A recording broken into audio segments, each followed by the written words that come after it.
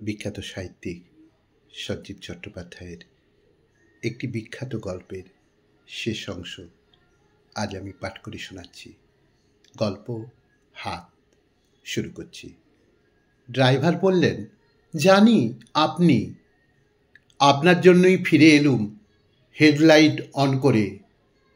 ওদের হাতে আপনাকে ছেড়ে দিতে ইচ্ছে হলো না। কাদের হাতে? নিশাচরদের হাতে।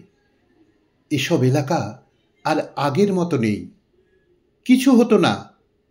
আরেক হাতে আমার হাত রেখেছি।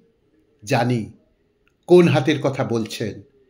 সেই হাতে হাত রাখতে হলে নিজের হাত আগে পবিত্র করতে হয়। তার মানে বুঝে নিন। পিকাডেলি রেস্তোরাঁর সামনে নেমে পড়লুম গাড়ির থেকে। ভাড়া দিতে গেলুম। ভদ্রলোক নিলেন না। সামনের জানলার পাশে দাঁড়িয়ে জিজ্ঞেস করলুম, সবই কি মনের ভুল? জানি না, আমি কিচ্ছু জানি না, জানার কথাও নয়। গাড়ি ছেড়ে দিলেন। যতক্ষণ দেখা যায় ততক্ষণ তাকিয়ে রইলুম পেছনের ছোট্ট লাল আলোটার দিকে। যত দূরে যাচ্ছে তত ছোট হচ্ছে। সাপের ছুচোলো চোখ হয়ে অন্ধকারে হারিয়ে গেল। চওড়া পিচের রাস্তা নির্জন রাত পেয়ে দৌড়চ্ছে যেন। মাথার উপর মার্কারি ভেপার ল্যাম্প জ্বলছে।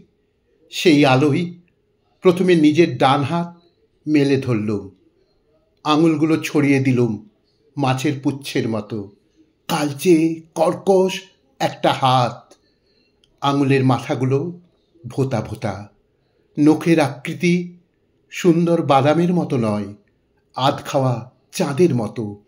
কোনগুলো দাবা, অমসৃণ চির খাওয়া চামড়া। এই আমার হাত। এ তো বনমানুষের হাত।